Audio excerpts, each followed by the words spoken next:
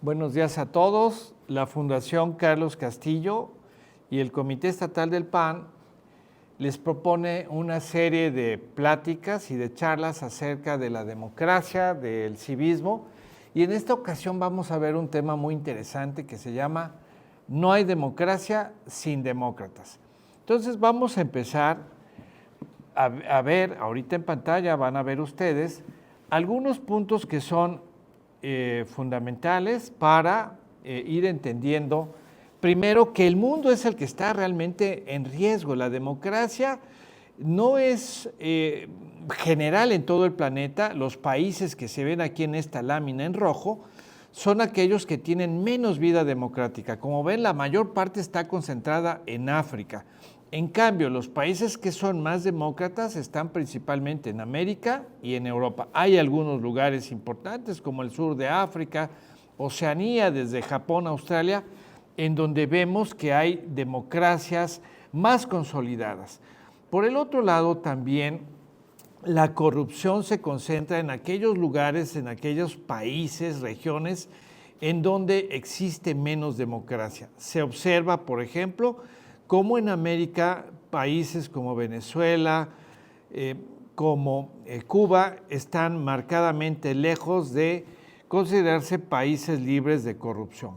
Otro fenómeno que también se presenta en este aspecto es que los países, por ejemplo, del G20, que tienen una mejor percepción sobre el combate a la corrupción, pues son países principalmente altamente desarrollados, como Alemania, Australia, Canadá, que encabezan la lista, y México es de los países que se consideran con mayor corrupción, solamente por encima de Rusia, que es en este caso el país más corrupto. También en las democracias se distinguen por tener un crecimiento aceptable del Producto Interno Bruto. En el caso mexicano, vemos que difícilmente en este sexenio se puede alcanzar el crecimiento siquiera del 1%. Ahora bien, ¿por qué la democracia está en declive? Esencialmente porque hay un crecimiento del populismo. En el siglo XXI hemos visto cómo arriban los populismos, principalmente a través de elecciones, no mediante revoluciones como ocurría en otros siglos anteriores. Y los populismos prosperan principalmente porque hay personas que se sienten atraídos hacia el populismo. Por ejemplo, en Inglaterra, el Brexit fue un movimiento que separó a Inglaterra de la Comunidad Europea justamente porque hubo líderes que les prometieron mejor vida a los ingleses, que iba a haber menos inmigración, que iban a regresar probablemente a las épocas victorianas, y por eso se separaron de la Unión Europea. Ahora saben que la economía está peor en Inglaterra y que tienen problemas peores que los que tenían antes cuando estaban en la Unión Europea. En México está pasando algo parecido. Hay líderes en México que prometen soluciones fáciles a problemas muy complejos.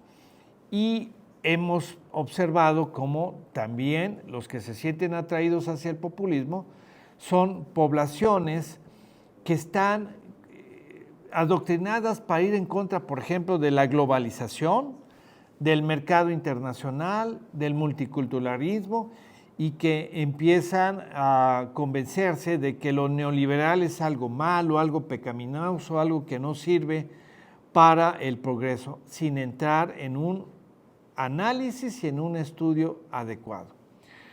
El discurso populista generalmente es demagógico, es decir, identifica las preocupaciones de la población, propone soluciones sencillas e incluso hasta generan promesas de gratuidad en una serie de cuestiones que en realidad no es sencillo de realizar, son simplistas generalmente.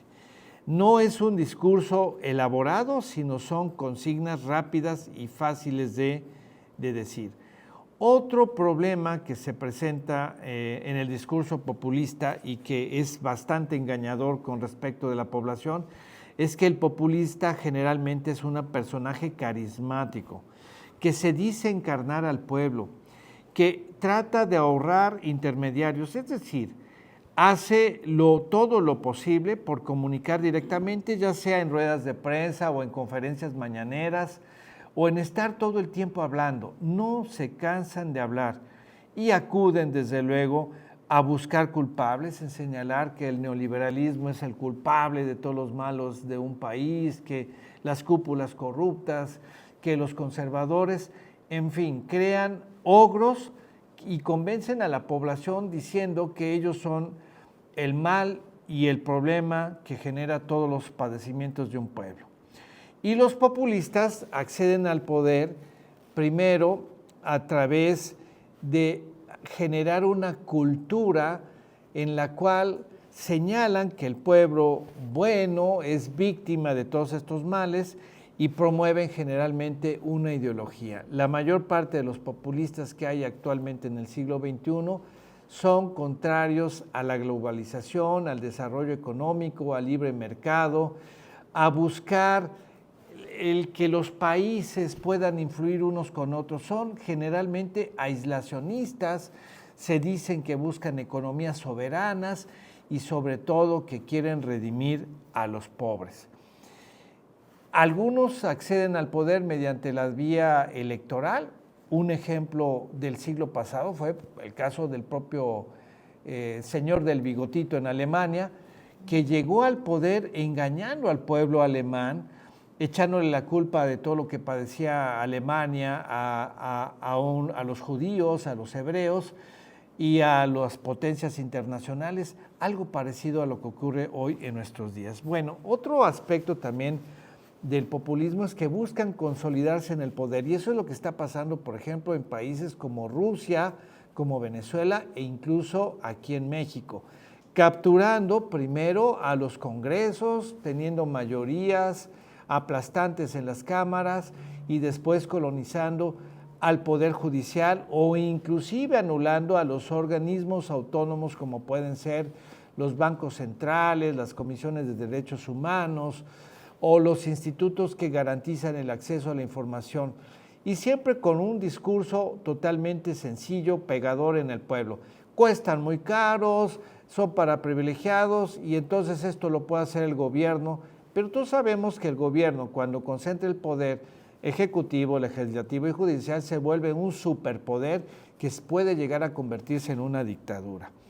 Es así como una de las principales actitudes que debe tener un demócrata es de defender la división de poderes y la autonomía de los órganos que ayudan a controlar al Estado para que no se vuelva un Estado totalitario.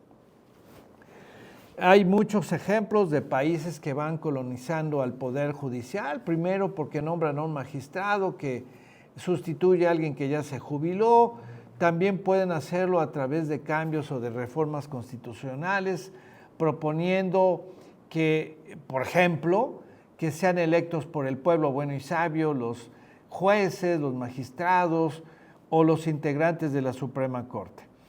Hay, de acuerdo a Steven Levitsky y a Daniel Ziblatt, que hicieron un libro muy interesante que se llama ¿Cómo mueren las democracias?, un test para saber si tu país es o no es populista. Por ejemplo, ¿en tu país hay predisposición a restringir las libertades? ¿Empiezan a criticarte porque eres de oposición? ¿Publican menos lo que escribes porque eres de oposición? Otro, ¿existe tolerancia en tu país a la violencia verbal, a que pase alguien gritando, te perdiste, tienes ganas de llorar, tú eres alguien de la oligarquía? También el tercer punto a analizar es, hay una negación de la legitimidad porque eres de oposición, es decir, tú vales menos porque eres de oposición, lo importante es estar en la corriente del momento, en este caso en México, en la mal llamada 4T, si no estás con ellos, entonces eres traidor, porque entonces tú ya no tienes legitimidad en decir, yo no estoy de acuerdo con que colonicen al Poder Judicial. O rechazo de las reglas democráticas. Si el tribunal me da la razón, el tribunal entonces actuó muy bien. Pero si el tribunal falla en contra del gobierno, son jueces comprados por la oligarquía, por las personas que tienen dinero, y entonces los descalifico. Este test, para mi gusto, en México ya empieza a ser indicativo de que estamos en camino de un verdadero populismo que puede convertirse incluso en un país totalitario. Ahora, los populistas o los demagogos no son del siglo XXI, han existido siempre. Desde la Grecia clásica a ellos se les llamaba demagogos. Y fíjense lo que decía, por ejemplo, Aristóteles. Los demagogos son aquellos líderes políticos que ponen sus deseos populares por encima de las leyes. Es decir, se encarnan como si fueran los únicos intérpretes de lo que quiere el pueblo y entonces llegan al extremo de decir, no importa lo que diga la ley porque el pueblo es superior a la ley y yo encarno al pueblo. Ahora bien, pasemos a la solución.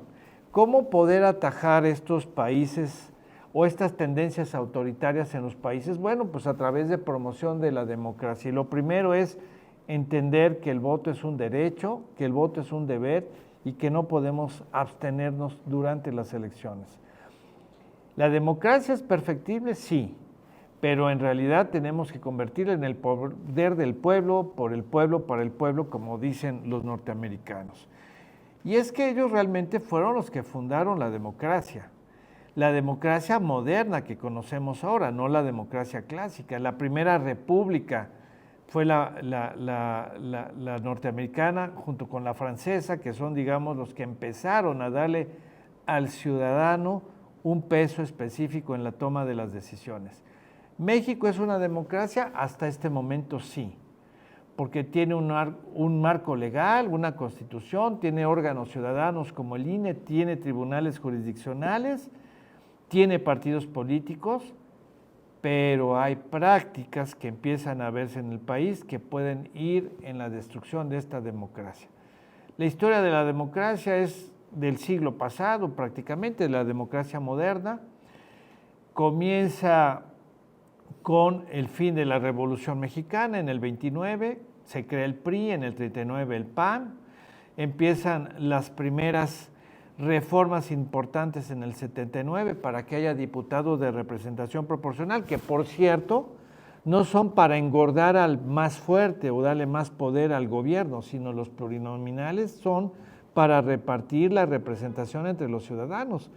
Y tenemos reformas más importantes donde se van creando organismos interesantes, como por ejemplo desde el 82 el Sistema de Ahorro para el Retiro, el Tribunal Federal Electoral en el 88, la Comisión Nacional de Derechos Humanos en el 92, tenemos la independencia del Banco de México en el 94, la creación del IFE en el 96, programas sociales importantes y trascendentes en el 97, en el 2000 el acceso a la vivienda a través del Infonavit, la transparencia en el 2002, en el 2003 el acceso a la salud con el Seguro Popular y así podríamos decir más logros de la democracia. Pero esto ahora está en peligro porque el actual gobierno pretende hacer reformas que destruyan parte de estas instituciones que hemos logrado construir a través de más de 30 años. Por eso ahora lo que tenemos como tarea que hacer es fortalecer la cultura política, fortalecer el oficio ciudadano, seguir invitando a las personas a que participen con las organizaciones civiles, haciendo el tejido social en los sindicatos, en las distintas agrupaciones que, por ejemplo, ahora están apoyando el fortalecimiento o la defensa del Poder Judicial y rechazar, por supuesto, la manipulación electoral que ahora se ha visto tanto. Ya lo vieron en las pasadas elecciones, engañando a la población con el cuento, si no votas por nosotros vas a perder la pensión de tus abuelitos o vas a perder la pensión de los jóvenes estudiando. ¿Qué tenemos que decirle a los ciudadanos? Que cada vez que voten analicen las 4 P's. Por ejemplo, que analicen qué partidos son los que están compitiendo, su historia, sus principios, porque eso te dice mucho de qué partido está más cerca de la forma de pensar tuya. Pero también hay que analizar las propuestas, los programas, las plataformas que para cada elección, cada partido hace con sus equipos de trabajo. Y desde luego los candidatos, que sean candidatos confiables, que no el día que son electos, unos meses después, renuncian a su partido para pasarse a otro partido, como también estamos viendo en estos momentos, que es algo muy triste porque fueron candidatos electos para representar a un determinado corriente de pensamiento y una vez que ya tienen el puesto se cambian de partido. Y las prácticas reales, es decir, este partido, ¿qué propuestas ha llevado a la vida práctica?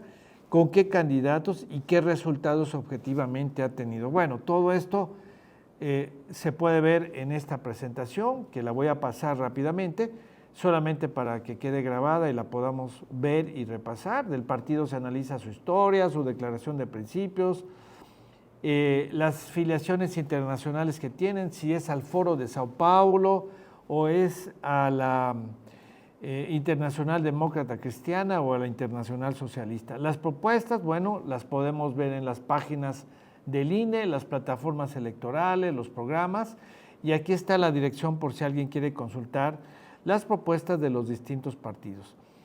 Bueno, a veces se tienen que hacer alianzas, porque en este mundo moderno, ni siquiera en Europa un solo partido gobierna, se tienen que hacer coaliciones. Allá tienen regímenes parlamentarios y se suelen aliar los partidos para poder hacer gobierno. Pues eso ya también llegó a América. En América ya también estamos viendo que son coaliciones las que pueden ganar elecciones, porque es muy difícil que un solo partido tenga capacidad para ganarse la conciencia de la mayoría de los electores. Entonces hay que ver con los otros partidos qué valores comunes se tienen con respecto al Estado de Derecho, con respecto a la democracia, con respecto a las instituciones autónomas, al diálogo, a la libertad y apertura económica, a la subsidiariedad, a la educación de calidad, respecto de la ciencia y la tecnología o del desarrollo sustentable. Entonces, de esa manera es posible que varios partidos se puedan poner de acuerdo para poder hacer un frente común. Respecto de las personas, pues hay que analizar el liderazgo personal, la militancia, el tiempo que han llevado en un partido, si han sido congruentes en su vida, incluso privada o pública, y qué preparación tienen. ¿Qué no debe de hacer una persona y cuál es el principal problema? Lo que alguien no puede hacer, porque eso destruiría la democracia, es votar con enojo, apostarle al caos, caer en las fake news, dejarse llevar por el dinero porque te ofrecen dinero por tu voto, o te prometen algún puesto de trabajo, o simplemente ser indolente. Por eso siempre, siguiendo a Hipócrates, hay que hacer juicios de valor. A veces se eligen entre dos buenos candidatos, entre dos buenas opciones, pero muchas veces hay que escoger el mal menor. Es decir, si no te convencen totalmente los partidos o los candidatos, de todas maneras tienes que votar por aquel que creas que probablemente va a destruir menos a tu país. Así pues, la mejor actitud de un ciudadano demócrata es participar y votar, porque si no, otros lo harán por mí.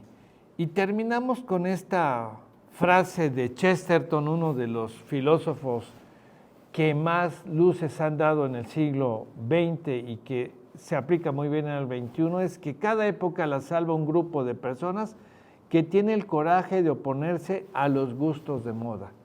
Hoy en día México necesita personas que tengan coraje para resistir esta ola de populismo, de autoritarismo que muy probablemente va a venir en los próximos meses y que por lo tanto pues se necesita enfrentar. ¿Y cómo se puede hacer?